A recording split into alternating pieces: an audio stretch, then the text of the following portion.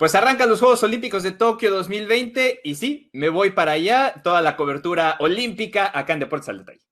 Y los que no saben quiénes van para allá son los jugadores del Tri. Hay un Tri en Copa Oro, pero ¿será el mismo que va a los Juegos Olímpicos? ¿Qué pasa con Funes Mori y el Chicharito? Copa América, Eurocopa, Copa Oro. Las palabras de Matías Almeida analizando las diferencias y cómo a lo mejor acortarlas sin desperdicio. Analizamos qué tiene que hacer América para alcanzar Europa. Todo eso y mucho más acá en Deportes al Detalle. Hola, ¿qué tal? Feliz día, buenas tardes o buenas noches, depende de la parte del mundo donde se conecten. Él es Carlos Justiz. Él es el samurái de Salt Lake City, Pedro Andrade.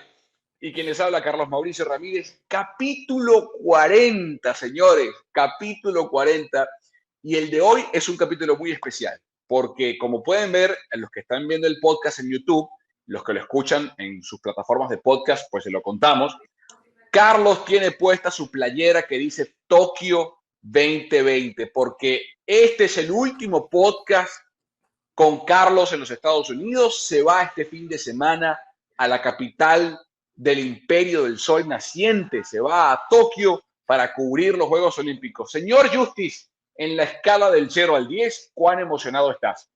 Pues yo diría que un 27, un 32.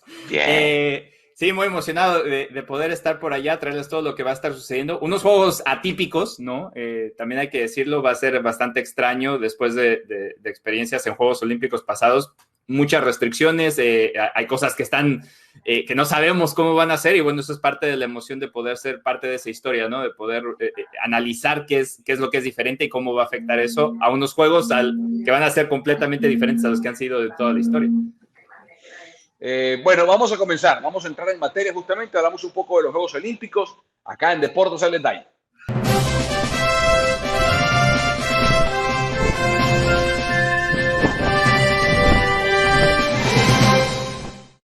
Bueno, Carlos, te vas el sábado para Tokio.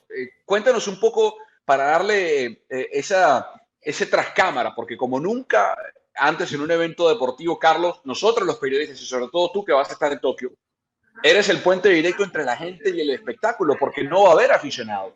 Cuéntanos un poco lo que has tenido que hacer, cómo te has tenido que preparar, un poco el protocolo para llegar, porque la gente piensa que, bueno, nada, te vacunas, te montas en el avión y aterrizas en Tokio y ya está, y no es así, ¿no? No, de hecho, el gobierno japonés por bastante tiempo estuvo tratando incluso de que se cancelaran los juegos o que se volvieran a posponer. Después de una batalla ahí con el Comité Olímpico Internacional, deciden que sí se lleven a cabo. Y, por ejemplo, en el caso mío y de toda la gente que está viajando desde los Estados Unidos, no hay un acceso como tal de los Estados Unidos hacia Tokio. Es una materia complicada para poder entrar. Entonces, hubo que tener unos permisos especiales por parte del gobierno japonés para poder acceder a Tokio y a todo lo que lo rodea. Y vamos a estar básicamente en una burbuja. No vamos a poder salir del hotel, siempre va a ser del hotel al venue o del hotel al estadio o a lo que vayas a hacer tu reporte, y de regreso eso va a ser durante 14 días. Y previo tuvimos que presentar 2 pruebas PCR, que fueron unos kits caseros donde se tuvo que hacer el PCR con el nasal swab, básicamente. Mandarlo. Esas 2 pruebas tienen que estar certificadas por un médico y certificadas por el gobierno japonés. Eso se pone en una aplicación. Esa aplicación lo que va a hacer es que es básicamente tu entrada como si fuera una visa. Tienes tu credencial y la aplicación funciona como una visa. Una vez que todo ese proceso está aprobado, puedes llegar al aeropuerto y básicamente tener entrada al país. Y hay otra que hizo el Comité Olímpico Internacional con el gobierno de Tokio, que funciona como si fuera un GPS, básicamente. Entonces, van a tener un tracking todo el tiempo de dónde vamos a estar, a dónde vamos, porque en caso de cualquiera de nosotros, que ojalá no suceda, diera positivo para una prueba, ese GPS inmediatamente manda una alerta a todos los teléfonos que estuvieron en contacto con el teléfono para decirles que están dentro de la red de contactos directos, para que también puedan estar en cuarentena. Entonces, va a ser mucho parte de logística diferente. No va a haber acceso a los atletas. Antes, parte de ir a unos Juegos Olímpicos era el acceso que uno tenía con los atletas en la Villa Olímpica. Uno podía entrar, salir, platicar con ellos, platicar con los jefes de misión, con los entrenadores. Todo eso está fuera de discusión. No se va a poder hacer. Sí va a haber unos momentos donde vamos a poder tener momentos específicos con los atletas, pero van a ser detrás de un acrílico solamente en un tiempo determinado. Se tienen que hacer estos pedidos por anticipado y serán unos 5 o 10 minutos. Tendrás chance de hacerles unas 3 o 4 preguntas tal vez para poder tener ese acceso directo. Y nada más, todo lo que estamos acostumbrados, conferencias de prensa, zonas mixtas, todo eso va a ser virtual. La zona mixta incluso va a ser manejada por el Comité Olímpico Internacional y se va a mandar por un feed internacional.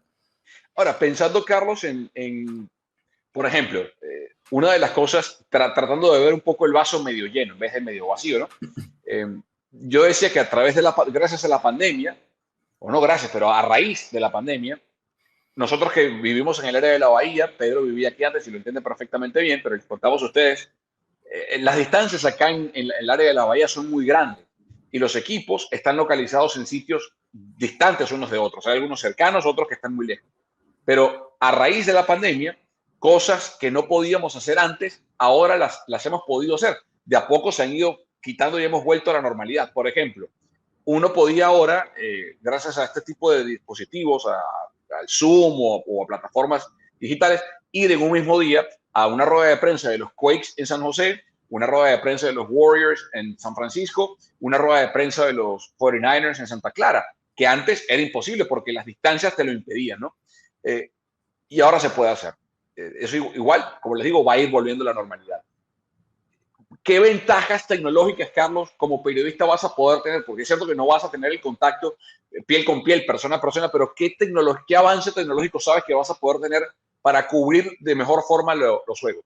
Pues definitivamente lo que mencionas, parte de las complicaciones que había a veces de tiempos era precisamente ese. Si tú físicamente estabas en el centro acuático cubriendo alguna nota y venía una medalla de oro que estaba tal vez en el Estadio Nacional, pues ese recorrido de 40 minutos, 1 hora, era imposible ir de un lado a otro. Ahora puedes hacer ese brinco inmediato, ¿no? Si te toca esa disponibilidad de ese día de estar haciendo la entrevista 1-1 con el atleta, pero tienes que hacer otra en ese momento con alguien que está entrenando en otro lugar, lo puedes hacer ahí mismo donde estás, te subes al carro, prendes la computadora y lo haces mientras tengas una opción de Wi-Fi. Y sobre todo, si hay algo que Japón es el líder en eso, es la tecnología. O sea, dentro de la burbuja, yo creo que lo último que va a tener problemas es precisamente la tecnología, y además cosas que todavía a lo mejor no han enseñado totalmente, que a lo mejor están diseñadas para ser un poquito diferente, pero sí se van a poder aprovechar. Es que una vez que estemos allá y podamos estar en ese contacto con todo, va a haber muchos recursos para poder sacar material, hacer historias y estar en contacto unos con otros. Qué bueno. Qué bueno. Bueno, Carlos se va el sábado, Pedro se va el sábado y el podcast va a seguir saliendo. Ya estamos aprendiendo cómo decir deportes al detalle en japonés, ¿no? Sí, señor. De hecho, también le quería advertir a la gente que nos está siguiendo que este va a ser el último podcast en español. El próximo lo vamos a tratar de hacerlo en japonés y pondremos subtítulos. Es un esfuerzo que haremos. Oye, interesante, Carlos, también porque esto va a ser una oportunidad incluso para el periodismo deportivo de vivir una experiencia tan atípica como esta y obviamente sacar las cosas positivas para el futuro. Creo que va a ser una muy buena experiencia. Estoy muy contento por ti. Sé que vas a conseguir y vas a lograr un buen trabajo como siempre lo haces y no espero menos de ti. Y esto va a ser una experiencia que para todos nosotros y para el mundo del periodismo deportivo nos va a cambiar muchísimo porque se pueden sacar muchas cosas positivas de esto. Y atención, porque a partir del 23 de julio, cuando comiencen los Juegos Olímpicos oficialmente, bueno, comienzan antes, pero la inauguración oficial de los Juegos es el 23 de julio, todos los días de semana, de lunes a viernes, Carlos y yo vamos a hacer un programa que se llama Hoy en Tokio, que ustedes van a ver a las 11 de la noche en cualquier mercado local de los Estados Unidos al terminar el noticiero local de las 11 de la noche, es decir, a las 11:30, apenas termine su noticiero local, van a tener un condensado, un reporte de 5 minutos de todo lo mejor de los Juegos Olímpicos, qué eventos vienen al día siguiente, entrevistas con protagonistas, el medallero, para que no se pierdan absolutamente nada de lo que va a pasar en los Juegos Olímpicos Tokio 2020. Sí, que son en el 2021, pero por temas de trademark, de muchas cosas, se mantiene el nombre de Tokio 2020, igual que la Copa América o la Euro 2020. Así que ya saben, la cobertura especial, podcast Deportes al Detalle, desde Tokio con Carlos Justice. Él va a estar ahí, cubriéndonos a todos los latinos y todo el equipo de Estados Unidos. Bien, ponemos pausa al tema Tokio. Vamos a pasar a hablar de Matías Almeida, de la Copa América, de la Eurocopa y la Copa Oro, acá en Deportes al Detalle.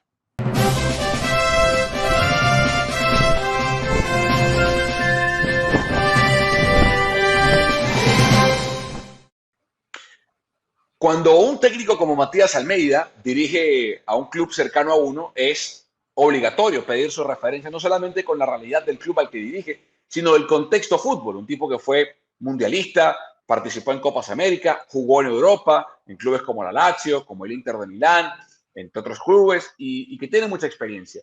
Y esta semana, en la conferencia de prensa con el técnico argentino, le preguntamos a Matías Almeida qué ha visto en este verano cargado, súper cargado de fútbol, con Copa América, con Eurocopa, con Copa Oro. ¿Qué tendencias ha visto? ¿Qué le ha llamado la atención? Escuchen lo que dijo y vean lo que dijo para los que nos están viendo en YouTube. Y escuchen lo que dice Matías Almeida sobre lo que él percibió en este verano de fútbol de las tres competencias, sin desperdicio. Un modelo de fútbol diferente estoy viendo. Uno de alto nivel, que es el europeo. Vi jugar una final Italia e Inglaterra con un nivel de velocidad, técnica, físico casi perfecto. Por eso el fútbol europeo marca una diferencia y por eso los mejores jugadores van ahí. Vi la Copa América, el fútbol sudamericano, con todo lo que implica, con canchas más o menos, con arbitrajes medios dudosos, con un fútbol lento, trabado, con muchas patadas. No vi fútbol. Vi fútbol en un tiempo, después no. Y veo 3 escalones más abajo lo que es la Copa Oro, con equipos que realmente los comparo con un Inglaterra, Italia, y digo, estos equipos no pueden jugar contra, hay mucha diferencia. Entonces, también veo una realidad después. Digo, bueno, ¿por qué México, Estados Unidos, Costa Rica no pueden mejorar nunca? Y porque los campeonatos que juegan no tienen la competencia que deberían tener. Es difícil. Por eso que tienen que obligar estos lugares a volver a la Copa Libertadores, a que la Copa América sea una Copa América de verdad, que no haya división entre la Copa Oro y la Copa América, porque las diferencias van a ser cada día más grandes. Y lamentablemente aquellos que amamos el fútbol, vemos esas diferencias. Los estadios se pueden llenar, los ojos no. Y el ojo te lo llena el mejor fútbol. ¿Dónde estuvo el mejor fútbol? El mejor ejemplo, y estuvo en Europa. Aquellos que amamos el fútbol vimos un fútbol diferente en Europa, donde cada jugador en la mitad de la cancha tenía que resolver en milésimas de segundo. En Sudamérica tenían 2 segundos. Y en la Copa Oro tienen 5 segundos para resolver. Bueno, eso marca las diferencias que hay entre jugadores, entre planteos, entre técnicos. Eso es lo que veo del fútbol en general. Bueno, ¿quién quiere empezar? Yo empiezo. Tiene la palabra el señor Carlos Justice. Estoy totalmente de acuerdo con Matías. Creo que no hay discusión en ese sentido. Y el problema no es que veamos el fútbol europeo, o sea, es lógico que el fútbol europeo esté a ese nivel. Me parece incluso bueno para el deporte que podamos ver la capacidad a la que puede llegar. Pero entonces cuando se refiere, porque una cosa que no se debe perder en esa traducción es que cuando dice los 3 escalones más abajo, habla de Europa, no de Sudamérica. No hay 3 escalones abajo de Sudamérica a CONCACAF. Y el problema es que siento que a veces no se da, es que el problema es que los sudamericanos no se están dando cuenta de eso. No. Parte del problema que estamos teniendo es que salvo Brasil y Argentina, que están en un nivel aparte por la cantidad de jugadores que pueden exportar, los demás están dormidos porque están metidos en ese grupo con Brasil y Argentina y creen que están al mismo nivel, y la verdad es que no es cierto. Parte de eso era lo que pasaba en clubes cuando México iba a jugar la Copa Libertadores. Te das cuenta todas las falencias que tienen como clubes, como estructura de fútbol a nivel nacional.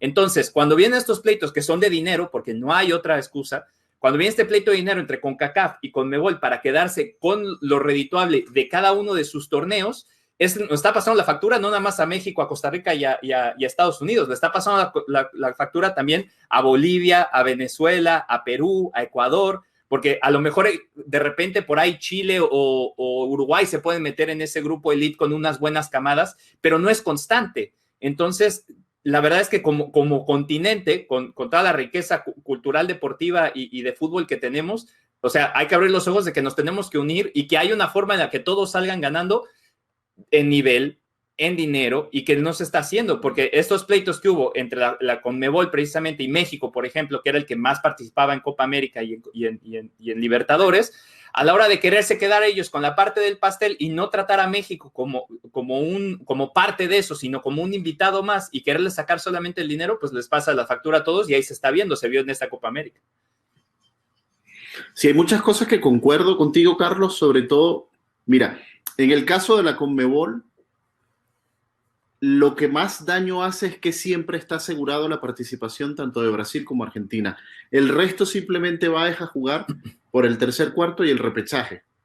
Y eso le hace daño a equipos como, por ejemplo, nuestra selección, la Vinotinto, Bolivia, equipos como, por ejemplo, Perú. Se notó mucho en la Copa América. Uruguay y Chile ya son generaciones salientes, ya son generaciones que ya no dan para más. O sea, ya dieron y aportaron algo en los años anteriores, en las ediciones anteriores, sobre todo de Copa América, pero ya, hasta ahí les llegó la gasolina. Y tienes otras selecciones como Colombia, que su pecado, para mí, y con todo respeto a la selección colombiana, es pensarse que como juega con Brasil y Argentina, es superior a México, por ejemplo, o es superior a Dinamarca, o es superior a Eslovenia, a cualquier país europeo, y luego vamos y nos llevamos el tortazo en la cara y la sorpresa en la cara. Lo que dice el Matías Almeida también, que impacta mucho en el tema de las ligas locales. ¿Por qué Europa juega a otro nivel? Porque Europa tiene ligas de otro nivel. O sea, nosotros tenemos ligas, por ejemplo, no vale el caso ni siquiera poner de ejemplo la liga venezolana porque ha sido muy maltratada. Además, por condiciones incluso ahorita de país y política, es muy difícil que en Venezuela se exporte un talento muy bueno. Y sin embargo, Venezuela ha generado talento que se ha ido a Europa, pero es talento que estamos desperdiciando para nuestra liga local y que no se refleja tampoco en la selección nacional. Y tenemos también otras ligas, por ejemplo, ahorita que comenzó todo este rollo de la Liga Mexicana, de que no tienen el ascenso, el descenso, etcétera, es lo mismo. O sea, es como que Europa dio un paso al frente y por eso Europa está exportando espectáculos.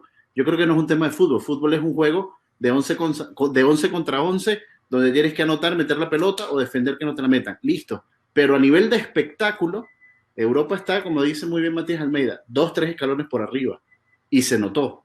Y casualmente lo vimos, pudimos verlo, porque este verano coincidieron Copa América, Eurocopa y Copa Oro. Entonces es muy evidente. Que nunca pasa. Y falta el fútbol olímpico, que es otro medidor, es otro termómetro, ¿no? Hay varias cosas. Primero, hay una realidad social y económica. Europa es un continente económicamente más sólido que América. Hay países en América que están económicamente bien y que tienen una estructura deportiva que le permite a los campeonatos de esos países tener estructuras buenas, como Estados Unidos, como México, Brasil. Me refiero a infraestructura. Y poco más, ¿eh? Y poco más. Entonces, primera diferencia, porque es cierto que en América y Europa se juega el mismo deporte, pero el juego es totalmente distinto. Y lo es porque, por ejemplo, ¿cómo le puedes pedir a futbolistas élite que jueguen el deporte al nivel élite si el pasto, si la grama en la que lo practican no es el mismo? Es como pedirle, no sé, a un nadador que gane oro en una piscina olímpica con agua fría y otro con agua caliente, con escombros en el medio, con un pato nadando al lado. Es el mismo deporte, pero no es el mismo deporte en realidad, porque no tienes las mismas condiciones para practicar ese mismo deporte.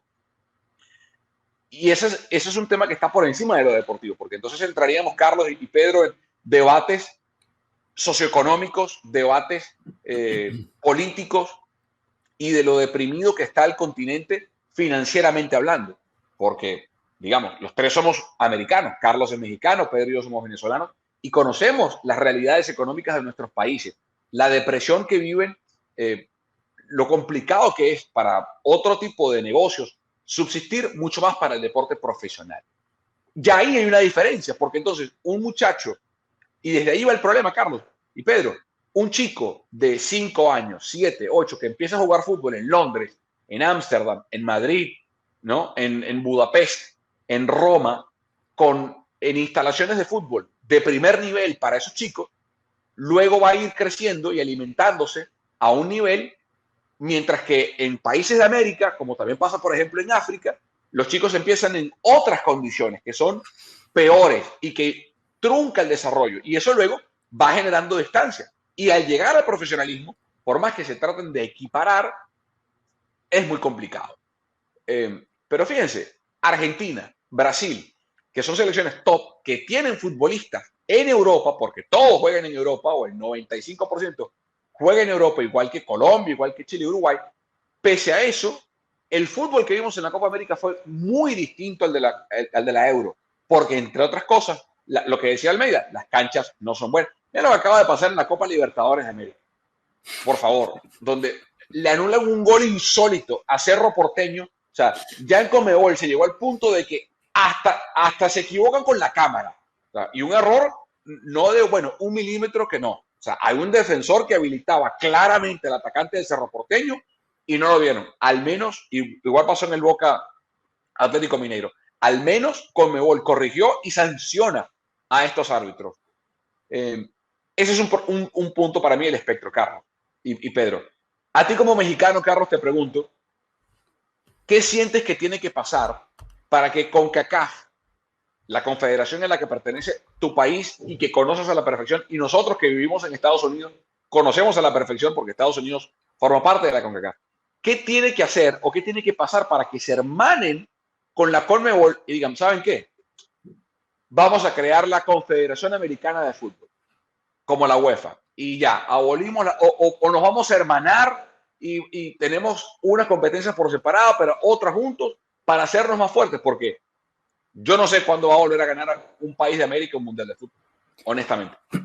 Lo que tiene que pasar es que tienen que dejar de usar a México como la gallina de los huevos de oro.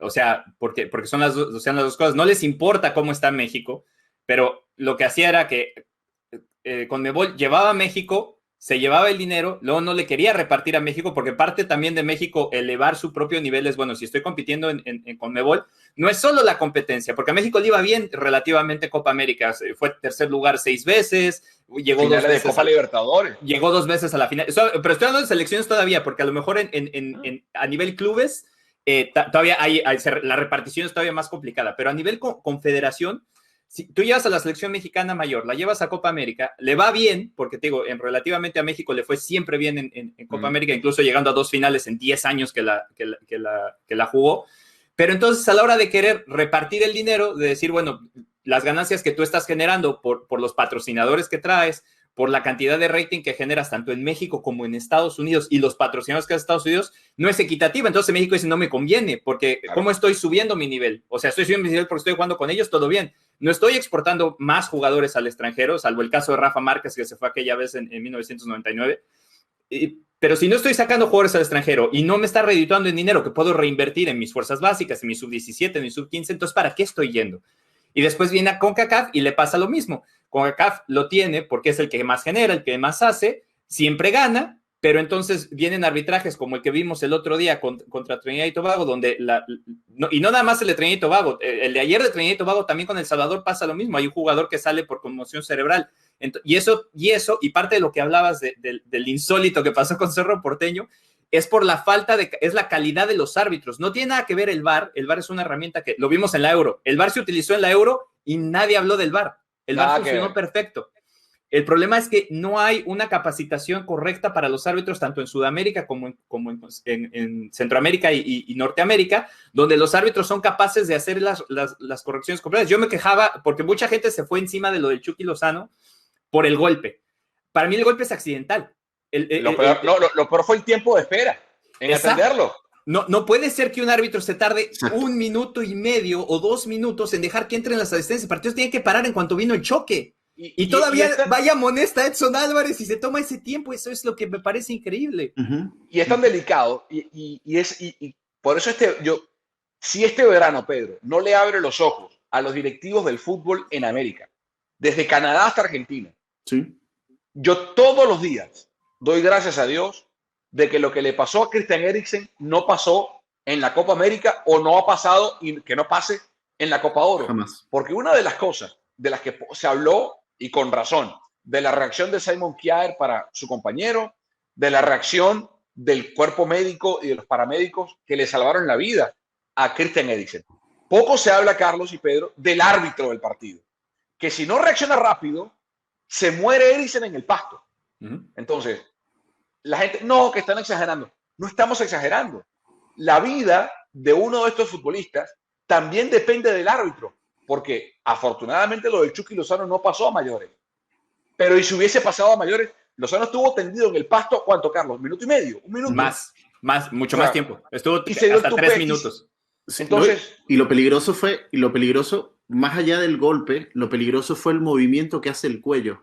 Claro. O sea, el cuello totalmente flexionado hacia atrás es lo que se llama, o sea, lo que coloquialmente decimos, se desnuca. O sea, pudo haber perdido totalmente la conexión cervical. Y eso es, o sea, mortal. Eso es, se apagaron las luces, no hay nada que hacer. Y es lo preocupante. O sea, es lo que dice. O sea, además, pierdes tiempo, porque eso es perder tiempo, pierdes tiempo en discutir con jugadores en vez de ver qué es lo que está ocurriendo. O sea, ya va, espérate, te están gritando, es el temple de un árbitro, me están gritando, ya va, ok, vengan, listo. Y después, si tú quieres ser protagonista y quieres comenzar a tirar tarjetas, es un problema aparte. Primero, atiende lo que está ocurriendo. O sea, es el ser protagonista. Pero, o sea, algo tan sencillo. Yo no sé si tú lo llegaste a ver, Carlos. Yo llegué a ver árbitros que llegaban. El árbitro era de, no sé, para ponerlo en Estados Unidos, el árbitro vivía en California y tenía que ir a arbitrar a Utah y el árbitro pagaba de su bolsillo el pasaje en autobús, porque tampoco le alcanzaba para irse en avión, en autobús. Entonces, si tú tienes esa degeneración, porque eso es una degeneración, ¿qué puedes esperar cuando están en el juego para nivelar? ¿Qué puedes esperar de un árbitro que a lo mejor no mide con la misma vara a Neymar, a Messi, que al Colorado Aristigueta? ¿Me explico? O sea, ¿qué puedes esperar de eso? No, y la final de la Euro fue tan reveladora, Carlos, porque todo fue perfecto. El pasto en Wembley estaba perfecto. Había gente en el estadio con las medidas de protocolos de seguridad y de sanidad a la perfección. Björn Kuipers, el árbitro, pitó un partido perfecto. No se sintió, no dejó jugar, es una final, no quiso ser, se sacó de la ecuación, que es lo que un árbitro élite debe hacer, pasar desapercibido, los ritmos, la contienda.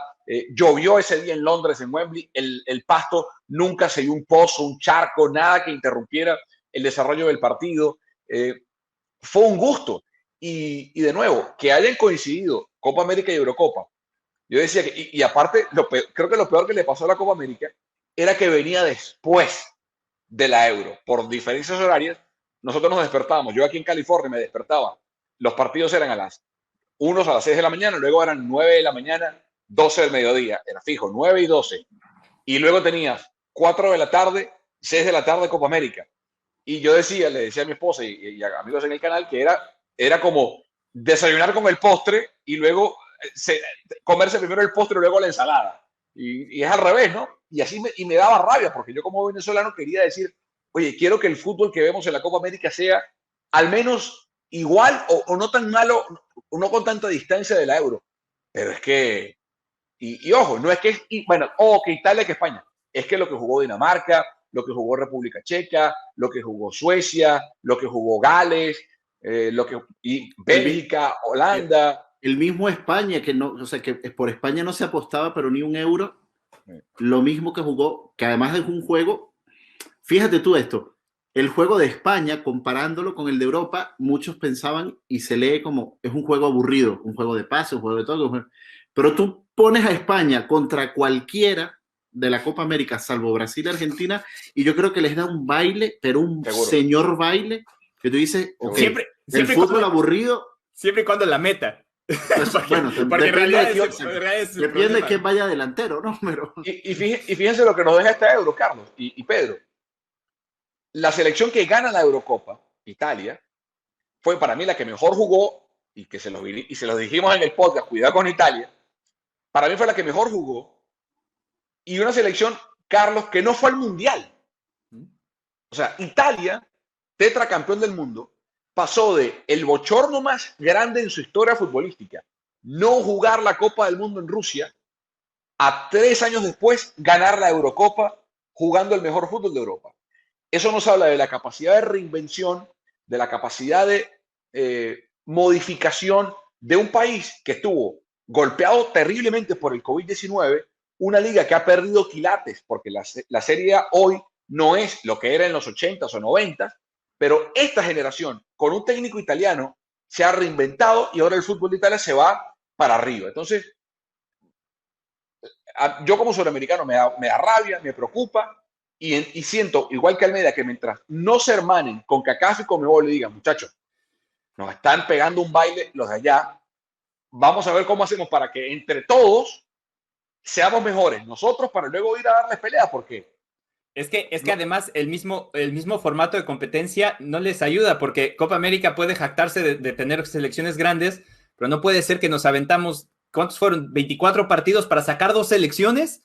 Sí. O sea, Colombia pasa de panzazo y acaba jugando una semifinal, entonces eso tampoco les ayuda. Por eso sería bueno que a lo mejor el hexagonal final de CONCACAF pasara a jugar Copa América para que por lo menos fueran 16 selecciones, como era la vieja Eurocopa.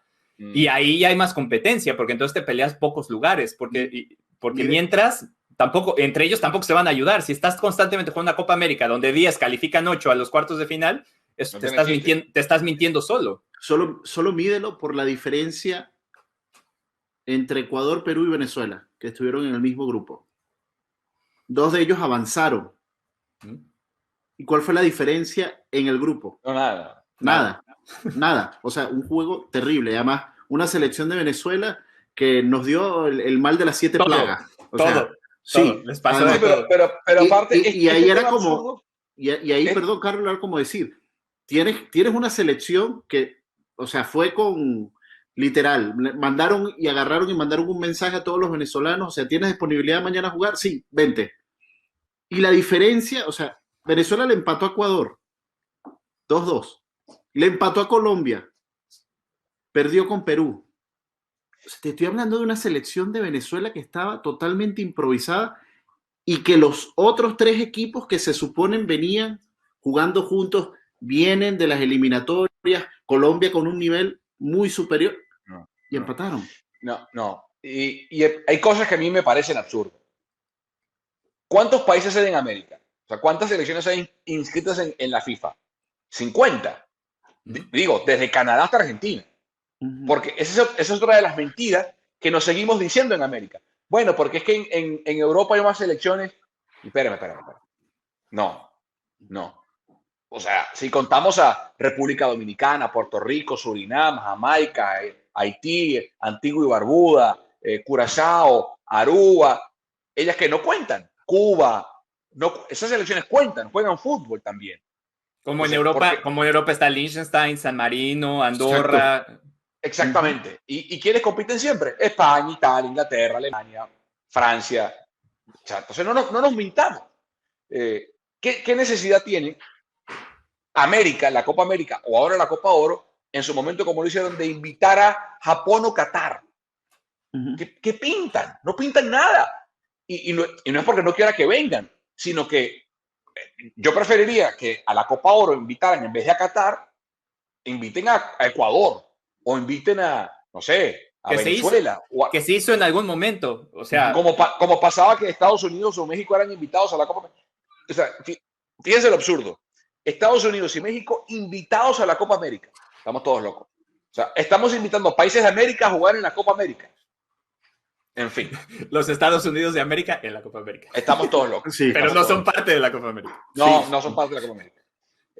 Hay que buscar soluciones. Y ojalá que la directiva nueva, que los nuevos presidentes de asociaciones y federaciones se les encienda el bombillo y digan, porque desde que Brasil ganó en el 2002 y Argentina que llegó a la final en Brasil, les digo una cosa, yo no veo cómo, salvo que o Brasil o Argentina hagan algo en Qatar, le vayan a ganar a Italia, Francia, Alemania, España, Bélgica, Holanda. Lo que tiene que pasar, tiene que ser, a lo mejor con no sé, pero lo que tiene que pasar es que los golpes tienen que ser económicos. O sea, si se comienza a caer la Copa América y cada día tiene menos rating, la gente no lo ve, los sponsors les parece menos atractivo, eso va a tener un golpe. Aquí en la Copa Oro pasa igual.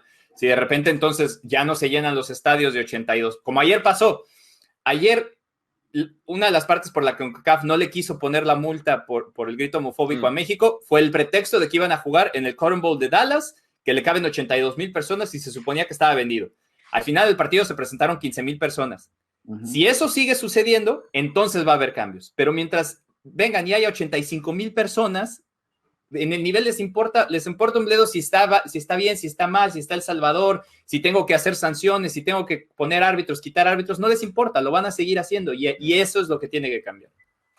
Bueno, dejamos de lado el tema de las diferencias entre América, Europa y Centroamérica para hablar de la selección mexicana que ayer jugó ante Guatemala y lo que estamos viendo del Tri y qué va a pasar en los Juegos Olímpicos acá en Deportes al Detalle.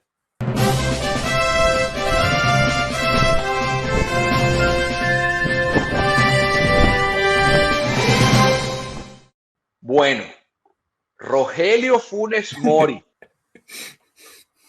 Rogelio Funes Mori. Lleva 3 goles, ¿eh?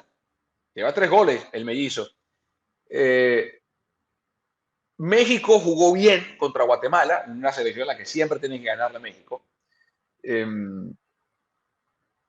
No es México A, porque faltan piezas obviamente importantes de la selección mexicana. Pero fue mejor a lo que se vio Carlos contra Trinidad y Tobago, ¿no? Y más o menos, yo creo que contra Trinidad no se jugó mal. El choque de lo de Chucky creo que fue bastante importante. Otra vez, es espantoso hacer comparaciones, pero mentalmente ellos no sabían qué tan mal estaba Irving Lozano. O sea, ya después nos enteramos que después de 25 pruebas se enteraron que no tenía problemas en las cervicales, pero es que la jugada fue espantosa y la imagen que tiene del Chucky saliendo con el collarín, saliendo en camilla, mentalmente fue un golpe. Eso fue lo primero. Después viene todo el problema arbitral. No solamente de que permitiera el juego brusco, pero es que a mí me ha generado la atención y que siempre le tiro a CONCACAF en ese sentido, es que el árbitro marcaba tiro de esquina y después decía, no, es saque de meta. Entonces todas esas cosas comenzaron a ensuciar el partido de una manera donde te saca de quicio, pero hasta eso México no jugó mal, acabó pegándole el poste un par de veces, el arquero de Trinidad y Tobago se volvió figura. Entonces en lo colectivo no se vio tan mal. Ayer ya más tranquilos, las cosas hacen clic más rápido. El primer gol del mellizo me parece extraordinario. Es una de esas jugadas que en México no hay pocos jugadores que puedan hacer esas jugadas. Uno de ellos era Raúl Jiménez, que es el que no está. Obviamente, creo que es el único que en ese sentido podría hacer una jugada así. Después del segundo lo acaba firmando él en una jugada colectiva muy buena de México. Obviamente, digo, el gol lo acaba metiendo él, pero la jugada colectiva de México es muy buena. El tercero de Orbelín Pineda es una jugada colectiva. Entonces, creo que México sigue bien en ese camino, jugando algo lógico, jugando bien. Creo que el Tata Martino le ha dado una identidad de ese sentido. Habían faltado los goles, ayer sí llegan, obviamente contra una selección que está invitada, que básicamente está eliminada 2 veces del mismo torneo, que también tiene que ser por el COVID, porque la verdad ahí la CONCACAF no tiene la culpa que tampoco que Curazao no haya podido viajar. Pero bien, a secas, obviamente va a venir lo más complicado todavía. México sigue obligado a tener que ganar esta Copa Oro, pero hay selección. A mí me gusta lo que está haciendo, por ejemplo, El Salvador. Creo que lo que está haciendo Honduras es muy bueno, lo que está haciendo Costa Rica es bueno, y aunque Estados Unidos no está con lo mejor que tiene, son equipos que sí le van a exigir un poquito más, entonces vamos a ver qué tal le va, pero ayer bien, a secas, haciendo la tarea, como diríamos, ¿no? Mira, yo creo que este México, y lo firmo, este México consiguió la pieza que le faltaba, que es Funes Mori. La selección mexicana tiene fútbol, ha tenido esquema, ha tenido juegos de ataques, ha tenido volante, tiene buena defensa, ha tenido arquero. ¿Pero qué le faltaba? El gol. El gol. No está el Chícharo, Raúl Jiménez tuvo la lamentable lesión que lo apartó por mucho tiempo, llegó Funes Mori. Eso para mí es la pieza clave que le faltaba a la selección. La Copa Oro, y regreso un poquito al tema anterior, la Copa Oro se le ve como anillo al dedo a México, porque como que vas poco a poco escalando en tu nivel y en tu exigencia para llegar a la final. O sea, los primeros, bueno, comienzas un poquito lento con Trinidad y Tobago, pero ese empezar lento, lo decía también Carlos Justi, también tuvo que ver mucho por el arquero de Trinidad y Tobago. O sea, sacó hasta las imposibles, porque oportunidades tuvieron, y sacó hasta las imposibles. Hubiese cambiado, entraba una de esas, son 3 puntos. Luego vienes con Guatemala, le haces 3, son 3 puntos más. Pero vas poco a poco. Cuando llega el nivel de exigencia, que puede ser selecciones como El Salvador, me parece que está en muy buen nivel, puede ser que le exija algo. El mismo Estados Unidos, por ser siempre en México, Estados Unidos, puede que se le exija algo más a México. Yo creo que México va a responder porque consiguió la pieza que le faltaba. El resto, o sea, a pesar de que no tiene grandes figuras o que le faltan algunas grandes figuras, creo que el desarrollo del juego es el mismo. Y eso es, para mí, una virtud del Tata Martino. Que el esquema esté quien esté, sea exactamente el mismo. El desarrollo del juego y el formato del juego sea exactamente igual. Y lo que yo lo único que lamento, y no es culpa de nadie, porque obviamente pasa por la pandemia. Yo lo único que quisiera ver en esta Copa Oro, que lamento no poder hacerlo, es ver a las selecciones completas. Ver a Estados Unidos completo, ver a México, que está bastante completo, pero no está, o sea, hay piezas que no están por los Juegos Olímpicos, porque están en la concentración para Tokio. Es lo único. De resto, coincido con Pedro y lo decíamos. ¿Por qué, de nuevo, Carlos, apelo a tu nacionalidad y tu conocimiento profundo del fútbol mexicano? ¿Por qué sientes que hay rechazo de cierto sector del aficionado, no sé si de la prensa mexicana, al naturalizado? Porque no es nuevo. O sea, si Funes Mori fuese el primer naturalizado de México, entendería. Si México tuviese un superávit de atacantes en ligas top del mundo, que Martino tuviese para elegir una lista abundante, lo entendería. Pero ¿por qué hay gente que todavía, a esta altura del año, y con el historial, Carlos, sobre todo de naturalizados que han rendido bien para la selección mexicana, por qué sigue habiendo ese rechazo, esa resistencia? Lamentablemente, y esto es una generalización cultural y por la que me la pasé peleándome en Twitter la semana pasada, tanto el grito homofóbico como los problemas que hubo de racismo contra los jugadores de Trinidad y Tobago y la xenofobia y el ataque a Funes Mori están todos juntos. Eso va todo junto. Ese es un problema social que tenemos exacerbado. Obviamente hay mucha gente que no lo comparte, hay gente que sí apoya a Funes Mori, hay gente que no está a favor del grito, y es un sector, me atrevería a decir en este momento, más grande del que se queja, pero sigue existiendo, no está erradicado. Y todo eso va junto. Porque al final de cuentas, si Funes Mori quiere jugar para la selección, yo entendería que si Funes Mori hubiera querido jugar en Argentina y se hubiera ido a Argentina y de repente misteriosamente se quiere cambiar para acá, bueno, ok. Pero si ya tiene los papeles, si tiene tanto tiempo jugando en México, tiene que jugar. Si no rinde, entonces se le criticará si rinde o no, pero no puedes ir a criticarlo porque es naturalizado. Se le debe criticar por el rendimiento. Para mí el caso, por ejemplo, de Guille Franco, creo que Guille Franco no rindió en selección. Ciña sí rindió en selección.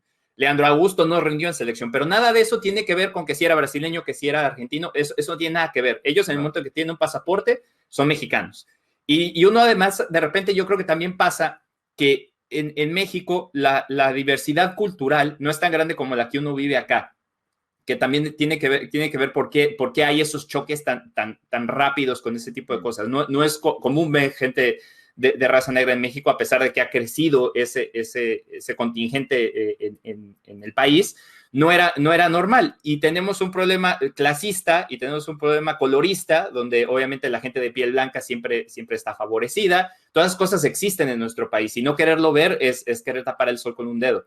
Entonces, cuando se juntan todos esos factores y llega alguien que se supone que es argentino, aunque no lo es, uno acá lo siente diferente, porque al final de cuentas, por ejemplo, en este caso, yo crecí en México, soy de México, pero vivo acá. Entonces, me causaría mucho shock si yo en el momento en que llegué, si de repente hubiera llegado yo a selección, porque yo jugué selecciones menores en México un rato, pero acá por diferentes cuestiones no le puse el mismo empeño para tratar de ser futbolista profesional. Pero si se hubiera logrado, yo me pongo en el lugar de Funes Mori. ¿Te imaginas qué sería llegar y poner todo ese empeño y tener que poner todo ese trabajo para que lleguen y digan, es que tú no eres de acá? Me parece inconcebible. Entonces, yo creo que esos tres problemas están ligados totalmente y va a seguir sucediendo, pero al final de cuentas no debería ser así. A mí me parece que tiene que ser, en este caso, Funes, por el tipo de jugador que es, rinde dentro del esquema que tiene el Tata Martino. Era una pieza que Macías no podía cumplir, Henry Martin no podía cumplir, Funes Mori sí, porque incluso ayer pudo haber salido con, además de los 2 goles, 2 asistencias. Hace una asistencia increíble que le deja al Guti, Ari Gutiérrez de frente, que al final no se puede definir porque le cae encima, el arquero hace una buena tajada, pero la jugada que hace Funes Mori es muy interesante, y ese tipo de factores para mí es lo que vale. Lo demás, digo, va a seguir sucediendo porque lamentablemente en México así somos. Y me parece que hay a mí en lo particular, que hay también como una doble moral para medir quién llega y quién no. Porque hay jugadores, por ejemplo, te voy a poner el caso de David Ochoa, lo estaba ahorita haciendo búsqueda. David Ochoa, que es el arquero uno de los arqueros de Real Salt Lake. David Ochoa en este momento se encuentra concentrado porque Freddy Juárez le dio el permiso de que se concentrara por una semana con la selección mexicana para que probara, para que él pudiese tomar una decisión. ¿Por qué? Porque David Ochoa es México-americano, puede elegir a cualquiera de las dos selecciones. Que de Cabo, que estábamos hablando en algunos podcasts atrás, también puede jugar para Estados Unidos o puede jugar para México. ¿Cuál es la diferencia entonces de ser México-americano y nacionalizarte de otra, si la intención es la misma? Es ayudar, en este caso, a México. Yo creo que yo, por ejemplo, que viví en frontera, tanto en Tijuana como en San Diego, ese es otro problema inclusive que existe, que no vamos a meternos en diatribas sociales, y no es el propósito del podcast. Pero, por ejemplo, a nivel deportivo, una de las cosas que yo trabajaba por un equipo de béisbol, Toros de Tijuana, y el equipo tenía muchos mexicoamericanos, que en esa parte del país, en Tijuana, los llaman pochos. Un término que para ellos es despectivo. O sea, el mexicoamericano, que es un pocho, una persona que nació, por ejemplo, en San Diego, de padres mexicanos, es mexicoamericano. O sea, él nació en Estados Unidos, por ende es estadounidense, pero por sus padres es mexicano y tiene la doble nacionalidad. Pero digamos, el término, el vocablo, la expresión, la palabra con la que se denomina a estas personas en Tijuana, por lo menos, es pocho. Yo, Carlos, no sé si en otra parte de México lo llaman también igual. Es en todo el país. Es igual. Entonces, al pocho no le gusta que le digan eso. O sea, esa palabra no le gusta, porque la siente como, si no es un insulto, la siente como despectiva. Al menos era lo que yo conversaba, lo que platicaba con los jugadores mexicoamericanos de Toros de Tijuana. Otros que simplemente lo utilizan como un término que ya está tan arraigado en esa parte del país que hasta lo dicen sin pensarlo. Bueno, el pocho no sé qué tal. Incluso hay deportistas cuyo apodo es el pocho no sé qué, el pocho tal, ¿no? Y esos jugadores, esos deportistas, no, se los digo de nuevo con propiedad porque trabajé con ellos, me dicen, a mí la palabra pocho no me gusta porque yo soy mexicano y soy estadounidense. O sea, el término pocho a mí no me define, no me gusta, porque es como querer encasillarme en que ni eres esto, ni eres lo otro, cuando soy las dos cosas. ¿No? Sí, no eres de aquí y no eres de allá. Es exactamente lo que tratan de hacer el sentir. Exactamente, no perteneces a ningún lado. Y ese término, y eso lo aprendí de nuevo, una de las cosas que agradezco de haber vivido en esa realidad hermosa bicultural, binacional de la frontera mexicoamericana. Entonces, si ese problema, Pedro, existe entre mismos mexicanos, Porque, de nuevo, el pelotero que nació en Estados Unidos, o el deportista que nació en Estados Unidos, pero tiene padres mexicanos y por ende tiene el pasaporte mexicano, es mexicano, pues, Carlos, imagínate lo que pasa entonces con el que, como Funes Mori, que no tiene nada. O sea, nació en Argentina, no tiene familia o sangre siquiera mexicana, sino el deseo como de pertenecer a un país y jugar para ese país.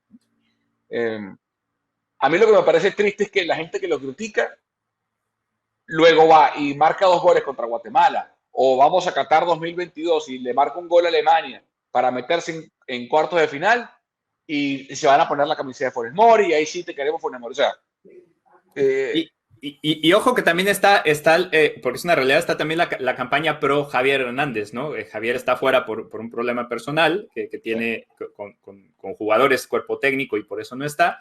Y una parte de defender a Javier se le están sacando a Rogelio, y tampoco me parece que sea por ahí. O sea, el hecho de que Funes Mori esté o no esté no tiene nada que ver con que Javier esté o no esté. Ayer que te lo comentaba antes de iniciar a grabar, en Twitter se leían comentarios tan absurdos como ¿cuánto es el máximo, el Chicharito? ¿Cuántos goles tuvo en la selección? El top, ¿cuántos? ¿50 y qué? 52, 51 por eso. 50 y algo, exacto.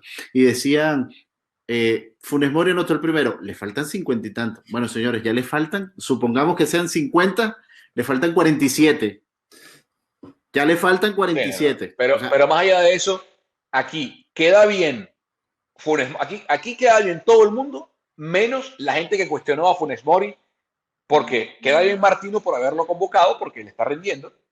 Queda bien Funes Mori, porque expresó su deseo de jugar y está aportando con goles a la causa mexicana. Quedan bien sus compañeros, porque lo han amalgamado el grupo. Aparte, totalmente, sí. Funes Mori llegó a Monterrey en el 2015, o sea, tiene ya 6 años jugando en México. Es tan mexicano, me atrevo a decir como Guiñac, o sea, por ejemplo, que tiene el tiempo para... ¿No? Sí. Entonces, está quedando bien todo mundo, menos la gente que lo señala y que lo criticó por querer jugar con la selección. Son 2 partidos oficiales, está bien. Pero hasta ahora el balance tiene que hacerse de lo que hemos visto de México. Y lo que decía Pedro, está demostrando que lo que le hacía falta, y que lo dijimos en el podcast hace mucho tiempo, que lo que le hacía falta a México era alguien que terminara la jugada. Y además, alguien que fuese capaz de generar para los demás desde esa posición de delantero centro, que arrastra a los centrales, que crea espacios detrás de la línea para que los volantes extremos que atacan ese espacio, el Chucky cuando está sano, o Corona ayer. O Corona, exactamente, Corona ayer, o Aguirre, o los que se sumen, o Efraín Álvarez, o los que aparezcan en su momento el Canelo, o Alexis Vega, aparezcan y se sumen, como lo hizo Orbelín Pineda en el tercer gol. Y bueno, así estamos. Para cerrar, Carlos, dime. No, dale, para cerrar.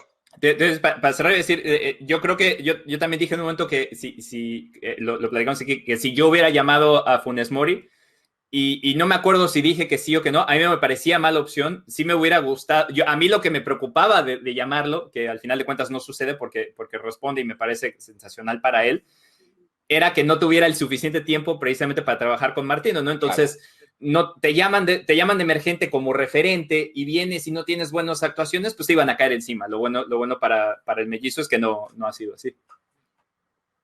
Sí, por eso decíamos, o sea, nadie tiene más presión que Funes Mori, porque tienes que demostrar, bueno, ¿qué vas a aportar a la selección? Goles, lo está aportando. 2, tienes que ser mejor o rendir como la persona que mucha parte del país quiere, que es Javier Hernández. Lo está haciendo, está marcando goles en la Copa Oro. O sea, por donde se le vea, no hay nada que cuestionarle a Funes Mori. Y aparte, yo no entiendo a la gente que cuestiona, porque para mí el debate Funes Mori Hernández es absurdo, para mí, porque son diferentes jugadores. O sea, Hernández mide 1,70 m y pico, Funes Mori mide 1,80 m y pico, son delanteros centros, es cierto, pero son distintos tipos de delanteros centros. Son complementarios, inclusive para mí pueden jugar juntos. Ya Funes Mori es más del biotipo de Raúl Jiménez. Tiene características más parecidas a Raúl, pero en fin. Cerramos el podcast. Por última vez, los 3 estamos en usos horarios similares. La semana que viene, Carlos, Ramón, Justis va a estar en Tokio y vamos a tener deportes al detalle desde Tokio. Hermano, que tengas un buen viaje, cuídate mucho, disfruta mucho La mejor cobertura en español la vamos a tener acá en Telemundo con la presencia de los Juegos Olímpicos. Qué felicidad que vas a poder ir, que vas a poder vivir esa experiencia rara, sin aficionados, pero enriquecedora como todo, como periodista. Así que, y el podcast lo vamos a tener con Carlos desde Tokio. Buen viaje, partner.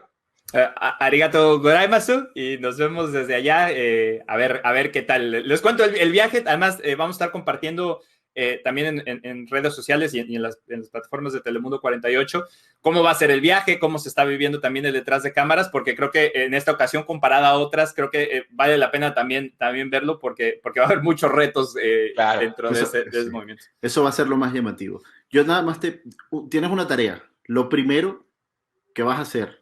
Ya le vas a pedir algo. Anota ahí. Lo primero que vas a hacer al llegar a Japón es cómo se dice deportes de detalle en japonés, porque la introducción del podcast de la semana que viene va a ser en japonés. Listo, está firmado. No se diga más. Esto fue Deportes al Detalle.